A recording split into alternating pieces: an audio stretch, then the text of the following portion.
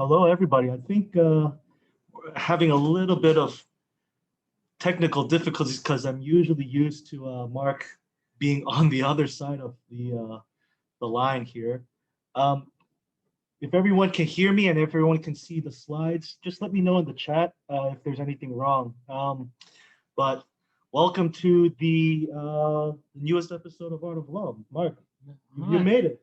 Oh, thank you. Yeah. Welcome to Shanghai. As you can see, it's a little bit different than London, but it's still a nice day. It's just the background. How does it feel to be back? Good. I mean, it's very normal here. Everything's very normal. I just also want to tell people you're actually not taller than me. You've just put your chair higher to put me, on my back foot. They call it Hollywood magic. Yeah, that's right. So. Thank you again, guys, for joining. Just a little bit of housekeeping. This is the Art of Law, and if you have any questions, just put it in chat. This topic is a little bit different than the ones that we usually do. We have another episode on employment, which can be found on our YouTube channel, and I will send a copy of the presentation to everybody who attends today. But like we normally do, Mark, I have a copy of one of the books here, and we like to take a trip down memory lane. Mark has only been in Shanghai forever, but here on the left and on the is a before picture, and on the right is a little bit of an after picture. And since we're talking about employment and workplace safety and a lot of these other issues, probably let's just take a look at how the city was built. I mean, this is Yan'anlu. Anyone who's been in Shanghai knows the highway here. This is the Bund, and I like to take a look at the skyline. Is such a stark difference. And if we're going to talk a little bit about work safety today, then I think I've used this picture before, but nothing really exemplifies it than this. Mark, what year did you come to Shanghai? 93. I think the metro started in 96 from memory. Line 1. Line 1, yeah. Yeah. They wouldn't have started with line 2. This isn't line 1 here, is it? Line 3. This is the train you took to come into town, Mark. Yeah, that's right. All right. So yeah, like I mentioned earlier, we did a previous episode on employment before, which is more of a general look at employment in China. But today we'll focus a little bit specifically on crisis and emergencies and how, you've seen it all, Mark. So maybe we can learn a little bit. I don't know if I've seen it all, but we've seen a few things. Yes. So we'll go through a little bit of cases here. And I think Mark will just give us a little bit of his insight on, how those cases played out and what can we learn from those cases as well. So Mark. Yeah. I haven't been this close to anybody for a year. It's very unnerving. I haven't been this close to anybody too. And we have this little camera here, so we have to get a little familiar with each other. Okay. But okay, good. Yeah, look, so I think, we had a few cases, and I don't really know if this will, really have any great lessons learned, but just the kind of things that you can see. I remember one case we had was in Wuxi, was a German auto parts supplier. And I think maybe the lessons to learn here is to make sure that you have a health and safety procedure in place. So what happened was they were moving a large piece of equipment, and one of the workers got the inside of his thigh cut, relatively small, but a deep gash. And so it hit one of the arteries and he started bleeding. And so they took him to the hospital. And in those days, I don't know what it's like nowadays, but at least in those days, the hospitals, they really wanted to be paid up front and in cash. And so the guy, was bleeding. They went back to the factory, tried to collect cash. I think it was something like they wanted like 8,000 RMB. They were only able to gather up 5,000 RMB. There was nobody who could sign a check. There was no relationship in the hospital. And so this guy who was like in his 30s, he just proceeded to bleed to death in the factory. And so, so that was a bit horrific. And so the first thing we got was a call about, somebody dying, like a death place, workplace death. And we looked into that. But then it kind of got a bit escalated. So the next thing was the victim or the dead person's family rented all these buses. And so then all these buses of people turned up. But I don't know if he really had that big a family or, many other people turned up. But anyway, they turned up at the factory, and they proceeded to kind of take over the factory. And the general manager, who lived most of the time in Shanghai, but this was in Wuxi, which isn't that far away, he hid underneath his desk, and he phoned us up, and we said, well, okay, we understand. I didn't know he was under his desk, but he had said a bit about the workplace death and that people were upset. And we said, okay, well, I think we'll look into it. Look, we'll do a memo. He goes, no, I'm under my desk. I can't really wait for a memo. What am I going to do?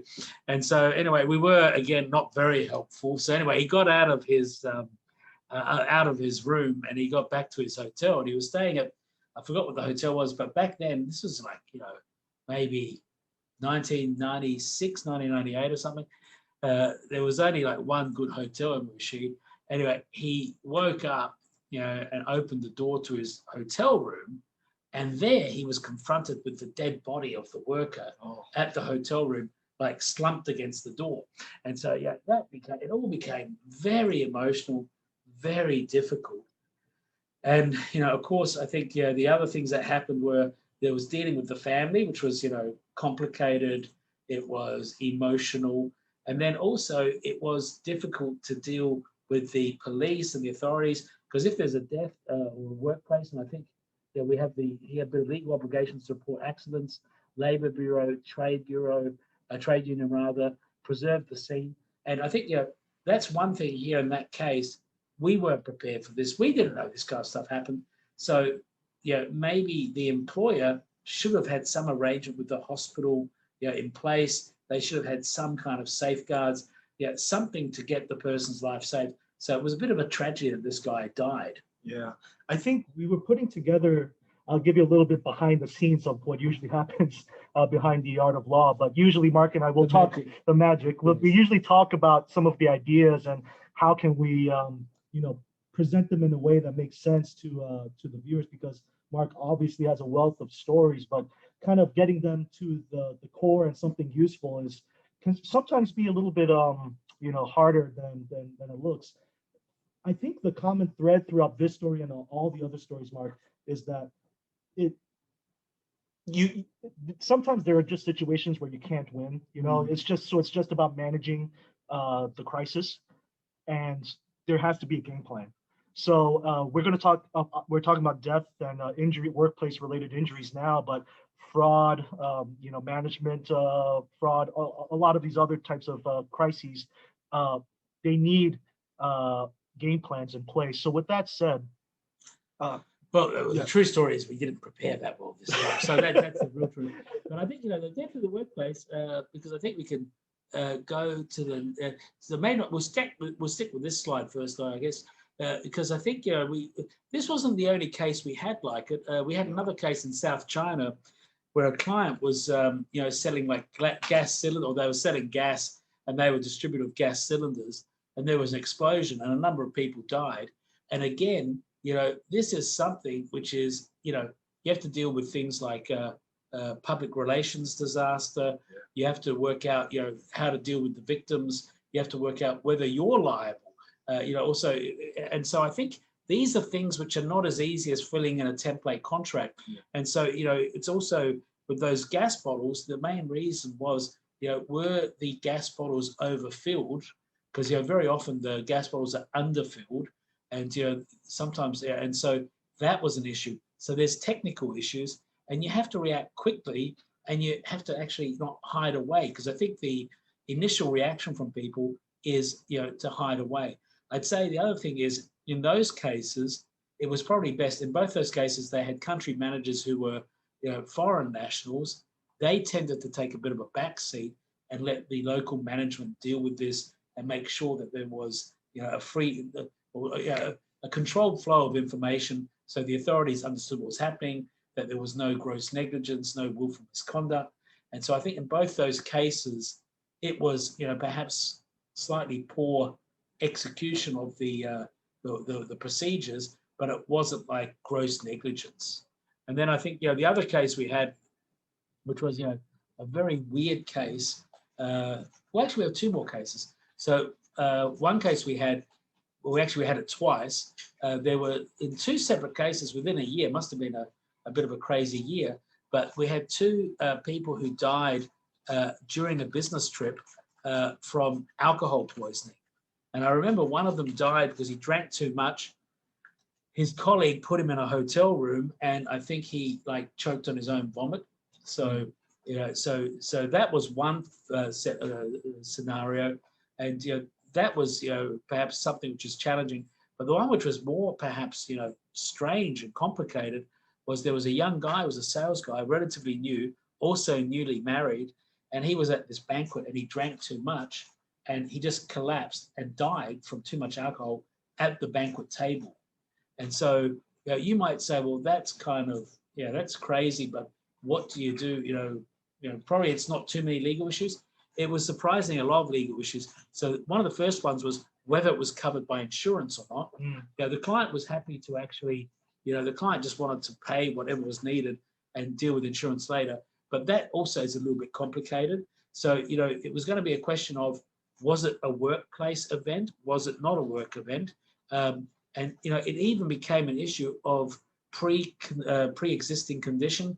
And so you don't actually, I think you don't die from alcohol poisoning as alcohol, but in his case, the autopsy said he died of a heart attack. So I think there's different ways that you can die, and that made a difference as to how the matter proceeded. And then also what was a tragic aspect of it, he was just newly married. He'd only been married for a few months. And then there was a bit of an unseemly battle between the parents and the new wife as to who would get the compensation. So it was a very unfortunate, very emotional and difficult thing. And in that case, you really did need lawyers involved, even though it's unseemly, to pick at that and work out who gets what compensation. Yeah, I think that's just kind of when I hear these stories, obviously it's very tragic, but there's the only measure that you can do is try to prevent a lot of these things from escalating at that point, or at least set up some kind of game plan. Spoiler alert, a lot of for a lot of these stories here, the common thread is to have some preventative measures in place. So I put in a little bit here for this is kind of workplace related specific, but employee training, workshops, making sure that you have some procedure in place is a common thread to kind of at least keep the fire contained, so to speak. I think for lawyers, I remember actually the case with the guy who died at the table at the banquet. It was another partner who was dealing with that case. And it was like on a Friday, or it must have been a Thursday night. It was a Friday when it was discussed. And his idea was to talk to the client, and a bit like my thing, telling somebody I'll get back to them with a memo, and he's underneath his table hiding from people.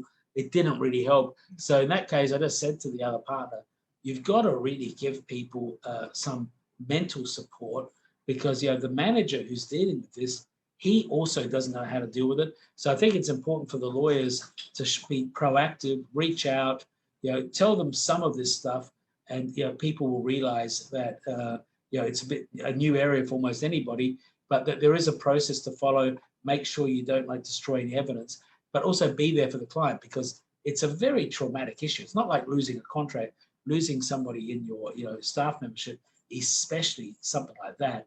It's very traumatic. I mean, speaking of traumatic, the most crazy case we had was in a pharmaceutical company. I won't say where it was located, but it was located in a second-tier city. And in that case, they had like a workers' dorm. So there was these two guys who were sharing the dorm, for a number of years. They probably were in their 50s. Anyway, one of the guys, his wife, came to stay with them. And, after a period of time, suddenly what had happened was, one of the gentlemen went on a absolute stabbing spree and stabbed the wife to death. And then he went to the pharmaceutical factory, sought out his roommate, and then in an absolute frenzy, stabbed him to death, 40 or 50 blows in the middle of a work shift. And, again, there, what can you say? I mean, there's not that much legal. There is certain issues. And there, again, it was about work safety and the operation. But this is just a horrific thing to deal with, and to deal with the staff and that. And so, lawyers don't have that bigger role. So, like I said today, I didn't really know what we can say other than these issues, when they come up, they're difficult to grapple with. Headquarters will want to get involved. The police will want to get involved. And so you have to respond quickly and, answer questions quickly as well. Yeah, I think the lawyer's psychologist role, or psychiatrist role, kind of more as an advisor, than a legal advisor is definitely important for these types of things, because these are crises, right? And at the end of the day, all of these are just people. So we have here just an example procedure of what you can normally do when there is an emergency. Step 1, report to management.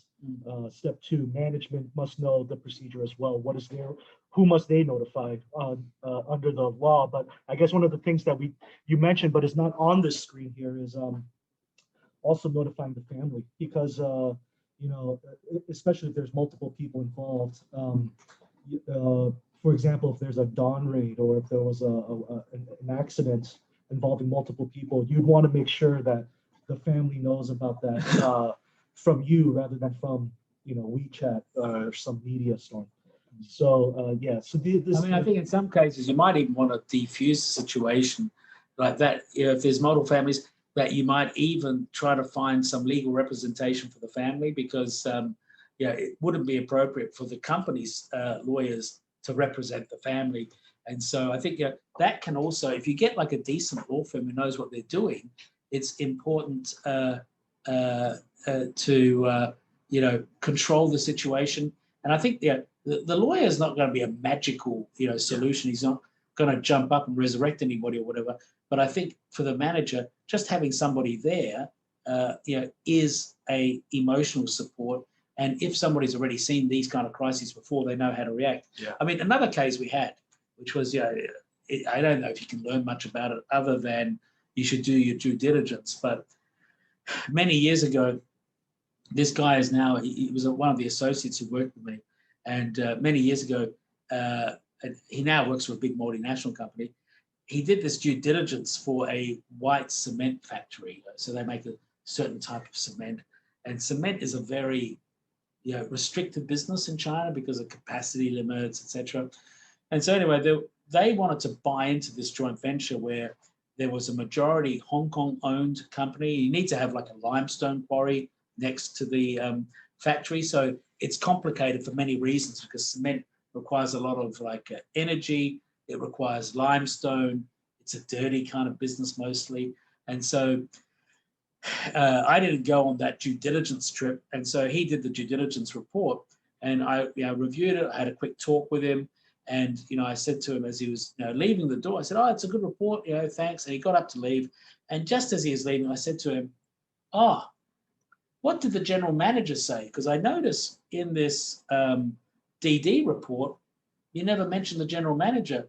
And so it's a joint venture, with a majority Hong Kong investor and a minority Chinese investor. He said, "Oh, yeah, the general manager wasn't there because he's in jail." And I said, "He's where?" He said, "He's in jail." I said, "What is he in jail for?" I said, "Oh, for murder." And I said, "He's in jail for murder?" And he goes, "Yeah."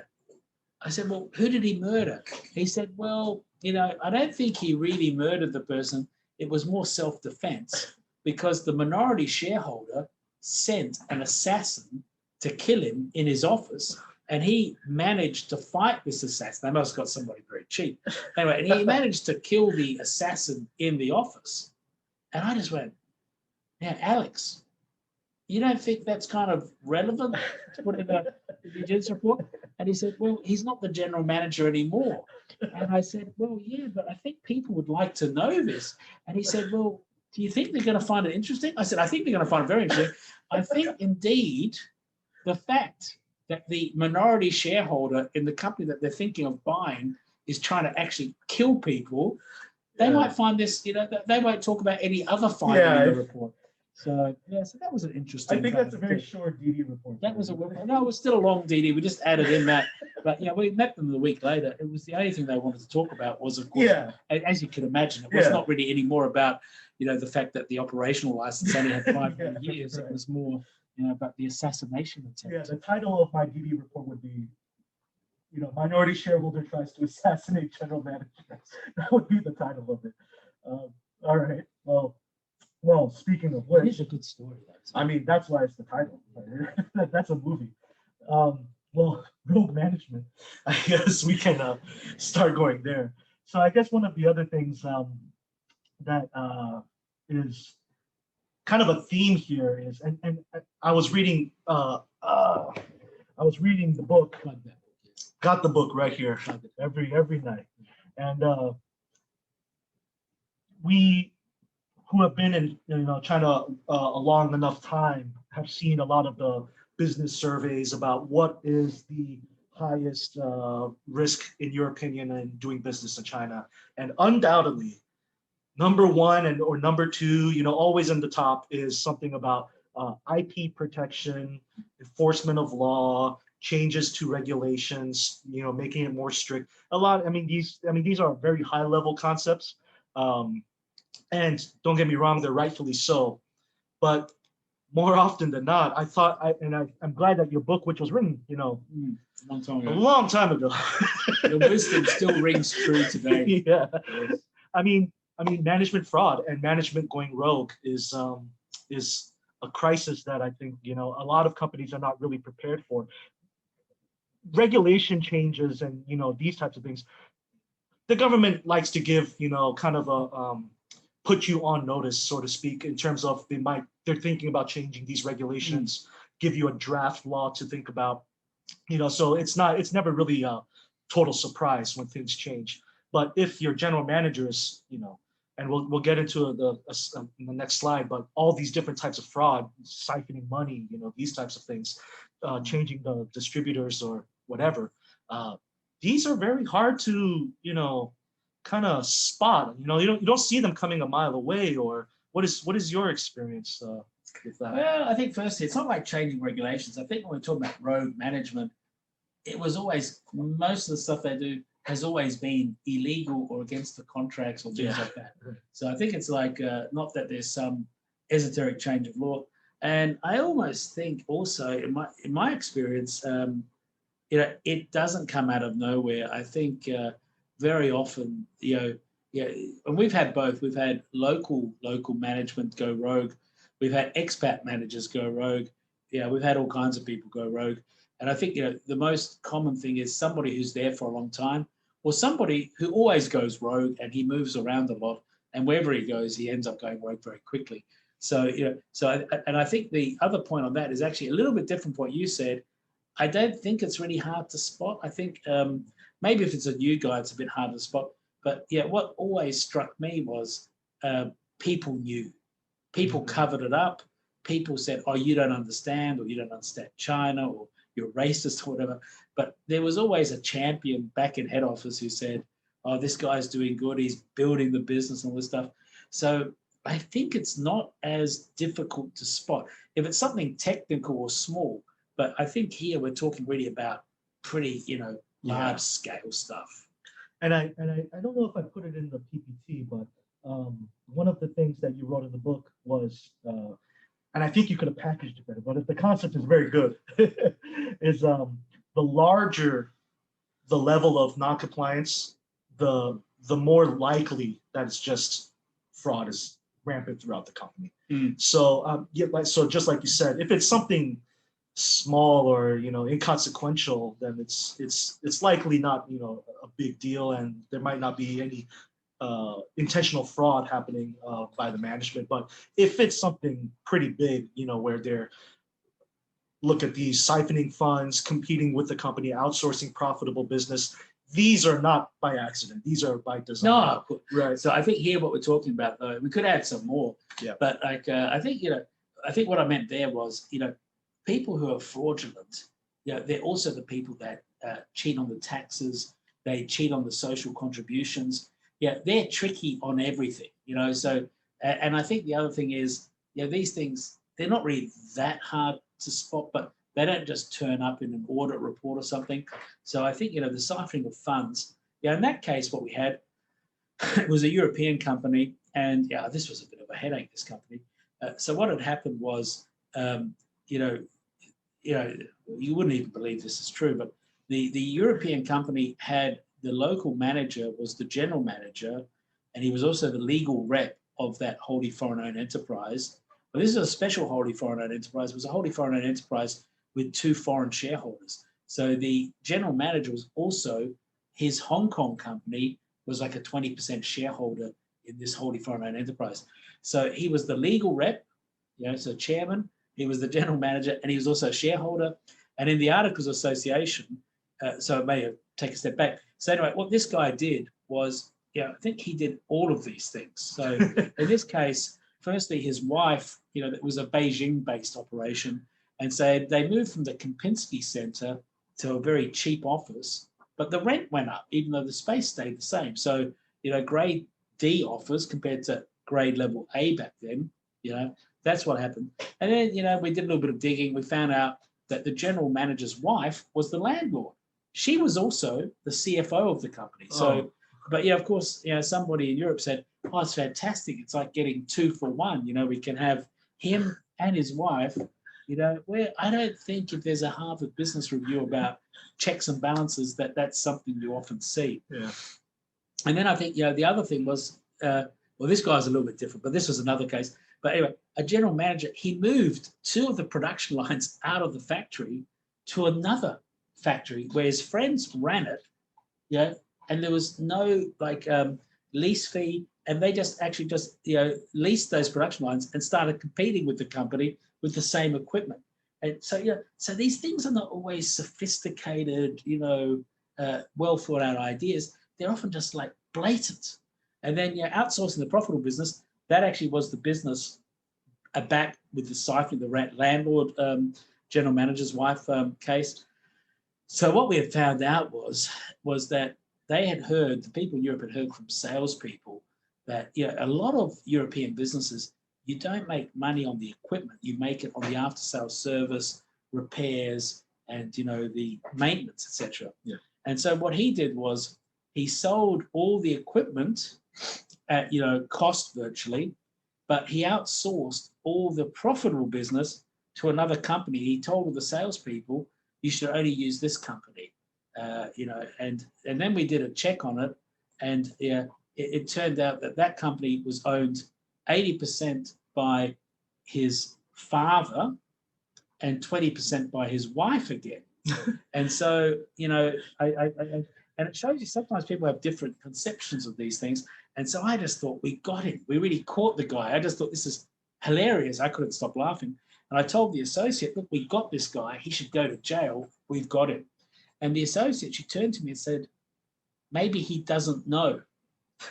And I got a bit emotional. I said, I don't know what bizarro world you live in, but, maybe it's possible if the company is owned 20% by his wife and 80% by her father. But this is his father. So, how could it be? And then we had another similar case was the HR director. He gave a 2 million a year renminbi contract to a small consulting company that was owned by his mother. And yet again, trying to take action of this was not as easy as you'd think. His mother was like a retired woman who never did anything to do with HR. But the employment lawyers, I said, we're going to terminate her. They said, well, it doesn't say in his contract he can't do contracts with family members. I said, yeah, but it's just obvious. So I think, I guess we'll go on to that next. But I think the frauds, they're pretty clear cut, but you have to have, communications. And if you let somebody just be the only filter to headquarters, that's when you don't know what's happening. Also, would you say that part of the DD scope should include checking out the family members too? It seems like it's a common enough Yeah, issue but here. that's all difficult on DD. But yeah, all the cases I've mentioned now are not joint ventures. All of these cases, I'm sure we had a few joint ventures, but not that many. We had a few, but they were private enterprises. The one with production lines, that was actually a joint venture. And then, it's often difficult if you buy a company like an M&A deal, because the people, they didn't understand that they were company assets before they sold them. They definitely don't understand it was company assets after they sold them. But really, 70% of these cases are in wholly foreign-owned enterprises. So there's no DD. It's just like, people trust people too much and they don't do an internal audit or do these checks. So yeah. I see there's one question, but I think I'll get to that at the end. If you have any questions, just leave it in the chat. Mark and I are looking at it every once in a while. But maybe, these are some of the more practical kind of safeguards that, from a legal point of view, I would say, are ways to kind of control the power of, to prevent. I think that's the theme of this whole thing, is preventing these kind of catastrophes from happening. So, Mark, what kind of safeguards can you build into the employment contract or in the bylaws to kind of rein in some of these rogue tendencies? Okay. So I think, firstly, I mean, these things don't normally happen very much if lots of people are looking at things closely. So I think, you have to look at what actions the general manager can take alone. Now, this is not something that has gone away. It was only 2 weeks ago. We had a European company and the general manager, local hire in China, he said he should also be the chairman and the legal rep, because otherwise he will lose face. And this is very important. Face is very important in this country. And so, again, I think, how do you get rid of somebody if he's the legal rep and the general manager? There's really no, easy way to find standing to take action against the guy. So I think, firstly, I would always divide those two roles. And, a lot of people say, oh, it's important or whatever. Yeah, it's better to have somebody overseas and you have to courier, 3 times a year, a document to be signed, or you give somebody else a legal rep chop to chop. But don't let the general manager be everything. Don't let him be the legal rep, the chairman, and the GM. And then, I mean, I think depending on how big it is, you have to work out whether he needs other joint responsibility. That will be often the management bylaws. So I think, Anglo-Saxon countries, they follow very much a Chinese hierarchy, where you have a general manager who's the big boss. But mainland European companies, they tend to have more general manager, and then if it's big enough, CFO and some other people, and they call it like an ex-com. That tends to be far better at rooting out these problems. But obviously, you have to have a certain scale to do it. So I think, if you've got that kind of scale, often the CFO will be the balancing person. And so maybe the CFO will be holding the chop of the legal rep. What actions the GM can only take with the executive director or the board. So, you've got to fetter him in some ways. And then, I would also nowadays get them to sign a statement that they will be civilly liable for their unauthorized actions. It's in the law anyway, but it's a high bar to pass. And if you put it in the management bylaws, it's kind of clear, because you say these things are authorized, these are unauthorized. And if someone executes it, then he can't argue that he didn't know that these regulations exist. So I would do that early on, get them to sign the management bylaws, because it's a bit cumbersome to put all these things in the employment contract. So split those things up. Detailed reporting line, I think it's important. And I just mentioned it now, have the general manager a bit separate from the company's commercial chops. Maybe have it held by the CFO. If you're very paranoid, maybe get your local accounting firm or whatever to hold the main chops, and they can chop things, For people who don't understand how chops, how powerful they are in China, could you let them know? Yeah, so I think, look, I've seen that. I remember so often my signature has been forged in China, but no one's ever dared forge the chop. So yeah, we have a chop, with your personal signature.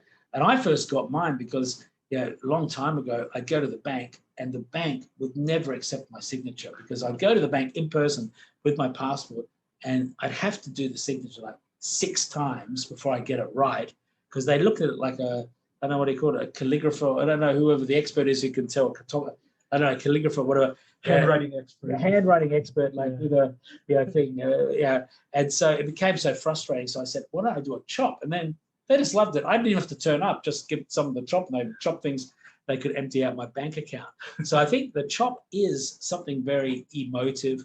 A lot of Chinese companies will want the chop, even if you don't have a chop. So if you do a cross-border contract and you're a European company and you don't have a chop, we've had lots of clients, it was easier for them to make a chop. Of course, they still signed in a way that was binding for them, but to make the Chinese side happy, okay, we've got a chop, we'll put the chop on there too. And so, that's important. And then I guess the most important thing is the regular visits by head office personnel. I think, having audits done by your in-house audit team rather than relying on external auditors is a big thing. I mean, because, your own internal audit team, they tend to know much better what are the tricks that people get up to. And, people don't misbehave when they feel they're being watched.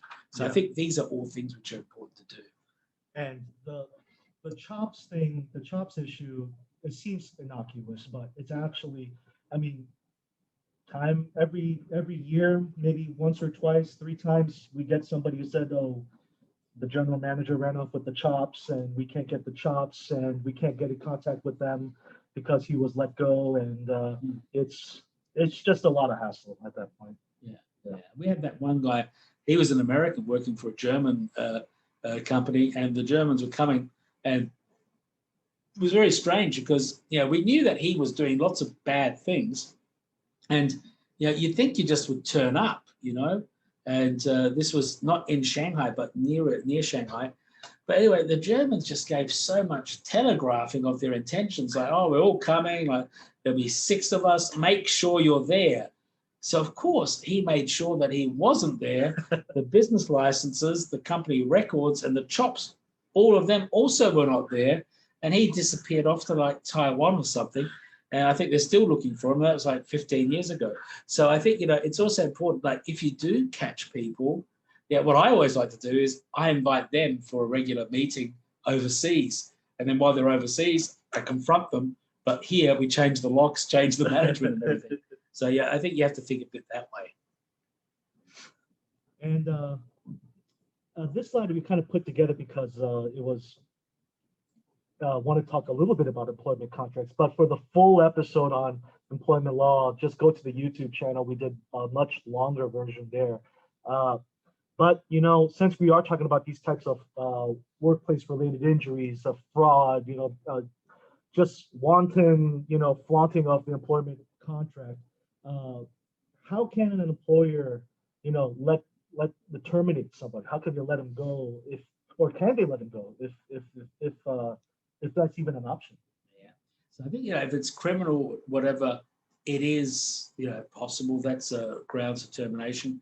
But I think, a lot of the things, it would be better if they're spelled out, and perhaps it's important to spell out in the management, bylaws or in the employment handbook, because there you can put in a lot more detail as to the kind of things. And so those employment handbooks, they expand over time as you get wiser as to the naughty things that people get up to. So I think that's important. It's a bit sad to say, but I think really in most cases where somebody is caught being rogue or doing something very wrong, most cases, at most, they get to resign. Very few cases, they actually have any serious consequences taken against them. And in quite a few cases, they walk away with a, severance payment and they leave. And so that's an important thing. When you're talking about rogue, you're going to have to work out when people do something which is not really 100%, correct, do you terminate them? And that can be sometimes difficult, especially for very regulated companies, and things that you would almost think are a victimless crime, something like underreporting of the social contributions, for example, which is very common, and it doesn't even get the employees upset because it also reduces their expense. And so I don't think any of them think they're going to get much out of the system. And so that's one of those kind of difficult ones. And there, the client did a big report and a big check, and they spent like $1 million on this report, and they had to terminate all the management And I think, honestly, the management didn't do anything so wrong. It wasn't, great, but it wasn't really wrong. It wasn't really that wrong. And so that's one of the issues. And I think there is the issue about when you terminate somebody, it can be difficult, and it can be difficult to get the evidence, and it can be difficult. So in most places, the Labour Arbitration Tribunal is pretty strongly pro-employee. Yeah. So, that's the difficulty. And there's one thing in the book that I didn't include here, but not only will the rogue manager get away with it with a severance, but you said that they can even request a recommendation letter. Yeah, well, that happens a lot too. I think, people do that. So I always would phone up the person. I wouldn't trust the letter. But they don't just walk away with the severance. They also walk away with some documents. And look, it wouldn't be the first time. After they've finished with you, they will send an anonymous record to the tax office. And they're the ones who were the architects of the non-compliance. But that doesn't help you. Then you get in trouble. So, a lot of these people are bad people. So, you have to be very careful when you're dealing with them. Yeah, I mean, I think there's no amount of prevention that if they're going to do something bad, they're going to do something bad. It doesn't matter what's in the contract or anything. But it's good to try to protect yourself in some way. And of course, if there's a work-related injury, some type of occupational injury, then it's you can't terminate an employee for that. And maybe, although death is actually a termination, I guess in the so. contract it is. So that's I mean, if you've been around long enough. But there was this Canadian company. They did an employment contract once, and I had to read it, and I don't know who wrote it because it said that you can be terminated at will. All of this stuff doesn't work under Chinese law, but I thought it was interesting with 30 days notice in the case of death. And so I just thought, the guy would actually continue to work until someone from the office wrote him a termination notice and says, based on your death, you are no longer employed, as of 30 days from now. So it's kind of weird, perhaps, the husband's getting all these bereavement letters, and then there's a termination notice from the company. So, I guess not all contracts are well thought out. What about the flip? Has anyone, as a clever lawyer, ever tried to employ someone in perpetuity even after death? Have you seen that? No, but we had like 100 people employed who were dead or gone.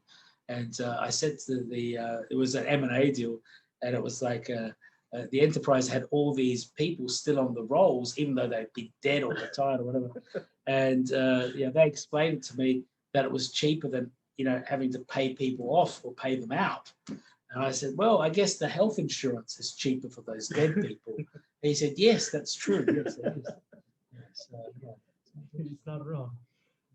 But this is the last slide, and then I'll get to the, just the one or two questions, and then we can call it a day. Prevention, obviously, better than the cure. So we talked a little bit about white collar, a little bit about blue collar, and a little bit about, just the pure crazy. What are some of the things that, obviously, if they're going to do something, we can't really stop that. But how can you, take steps to, I guess, try to manage it as much upfront as possible? So I think, this education thing, it kind of has a role, but again, it's a bit like a dog whistle, how it's done, and sometimes this. And I remember we had a US client, and they had a trusted general manager, Lao Wang, let's just call him Lao Wang. And the Americans, they phoned me up and they said, we had found that the company, again, which was doing the mischief, was owned by Lao Wang and one of his family members. And the two Americans incredulously said, no, it can't be Lao Wang. And I said, well, why not? And they said, every year he signs our code of ethics. and I started giggling so hard, I couldn't actually stop myself. I couldn't actually talk. I had like a giggling fit. And these guys didn't know what I was doing because I just started laughing out loud. So I think, that's one of the problems is sometimes the compliance stuff is so crazy, it's like, it's the typical, like, oh, you work in you're in a bar and a colleague comes and asks you about a price, and all these kind of scenarios. I think, it's important to have that stuff, but it's also important to have the internal audits and check people. And, and like I say, almost invariably, somebody's suspect. So once you have that feeling, look into it, keep an eye on them, I think is a good thing.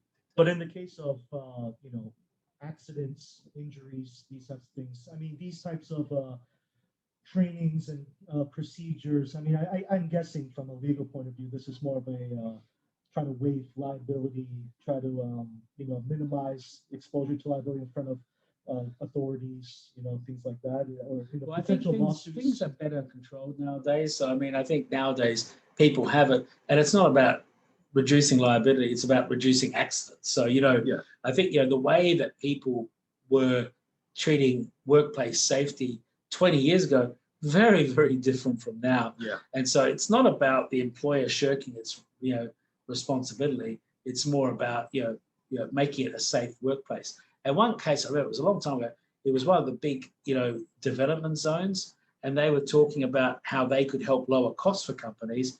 And they talked about, for one factory, the company said it was very expensive to make the factory flame-proof. And so they said in front of like 100 people at the German Chamber of Commerce, but we had a very good idea. So, to help them, because we're very pragmatic, we're Singaporean. So we just said to them, there's 10% of the space is the office, 90% is the factory. So let's just use the expensive fireproofing material for the office, not the factory. But of course, the chance of the office catching fire was much lower than the factory. And so when I asked them this and whether it's normal, they didn't like that question very much. So, I think it's just good business practice when it comes to health and safety to conform with the law. And you can be criminally liable if you don't conform.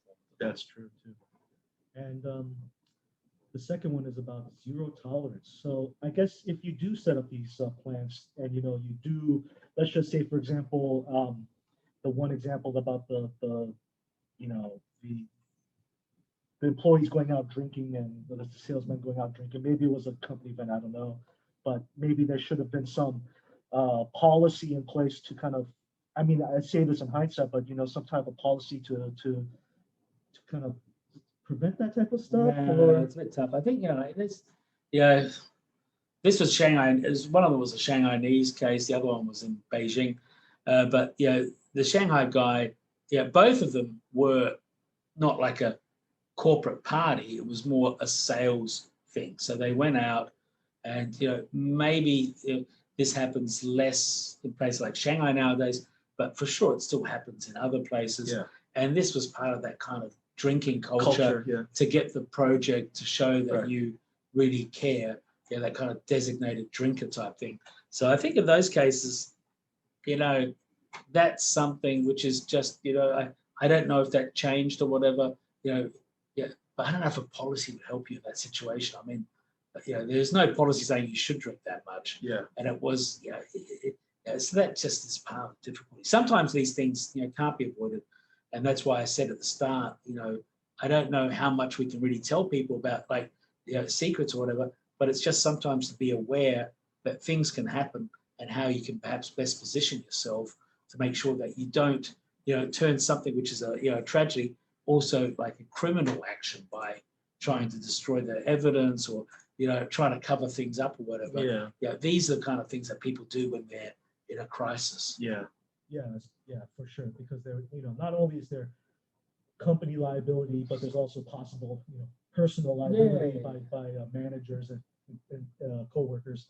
But also in respect of, white collar crime, I guess the zero tolerance policy is much more black and white in that case rather than, this drinking culture type thing. But like if there's management fraud or, these types of things, I mean, that's a zero tolerance approach. It's not so easy. Like I said, I think in most cases that we've seen, most people walk away with like a resignation, a letter of recommendation. Some of them walk away with a severance package. And, I remember once there was this one guy, and I really told the guy, look, he's going to cry. He's not going to admit to it. The best we can do is we just do a mutual termination agreement. And this guy, he signed so quickly the resignation. God knows how much he had stolen because obviously we didn't know what he's up to. So, that's the one case. Every other case, people think it's going to be tough. or whatever you give to people, they will say, I need to discuss it with my lawyer. I've got to look at it. So very few cases will you solve it in one hit. You're going to have to negotiate it out. All right. So just there's one. I guess there's one big question here, and that is I guess it's about insurance policies. So you know, maybe in respect of the management directors liability insurance, but also in terms of maybe workers insurance as well. I also kind of see this question going from a not only in terms of that, but also I'm guessing since when you wrote the book to now, it's probably gotten a lot better as well. I imagine for that hospital where you have to pay up front type thing, you might not see so much of that these days than back then. But what are your thoughts on insurance and is white collar and blue collar? Well, I think for the director's liability insurance, director and officer liability insurance, so that probably didn't exist 20 years ago, but nowadays it is something. I don't think directors or people in management have to be overly nervous about being in China or whatever. And I think in the kind of cases we're discussing today, insurance won't cover those kind of things because we're really talking about two things. We're talking about like, fraud or heavy non-compliance. Insurance won't cover that. And then if we're talking on the other hand about, the accident, I don't think the accident, that's not going to be, unless you've done something very negligent, probably there's not going to be insurance claim. There's not going to be a claim against you as a manager personally. If there would be for some reason, then you would be covered. I think, really the main risk for managers is they either try not to disclose something or they, didn't do things that they were supposed to. Let's say you were supposed to have, the fire department told you have to do sprinklers in that room or something, and you didn't do it, and then it burns down and people are dead. Then you're in trouble and no insurance is going to help you. So I think that's why, these things only become big issues when something bad happens. So, not everybody immediately, reorganizes things because the fire department says so. But if something goes wrong, there's no insurance that can help you. Yeah, that's right. And what about I guess you might not know so much, but, workplace related workplace injury insurance or these types of things? Is there such a I mean that's all standard. I think nowadays. I mean, even we have most companies too. Well, even we, why wouldn't even lawyers have it's not, I mean, hard now. Paper cut injuries. Make people fall over or something. I think we all have it. I think companies now, it's very different. 20 years ago it was different. Yeah. Now people have many more rights. That's right. I tend to agree. Some of these photos. I think that's why we put these photos here, just to have some context in terms of how things have changed, not only the city but also policy and how we take care of everybody. So that's it for this episode. Thank you, Mark. This was a very interesting one. A little bit off the beaten path, I think, from our usual stuff, but I think you wanted to get it off your chest now that you're back in society. Yeah. And everybody, thank you so much for watching. And as usual, if you have any questions, just leave it in our chat.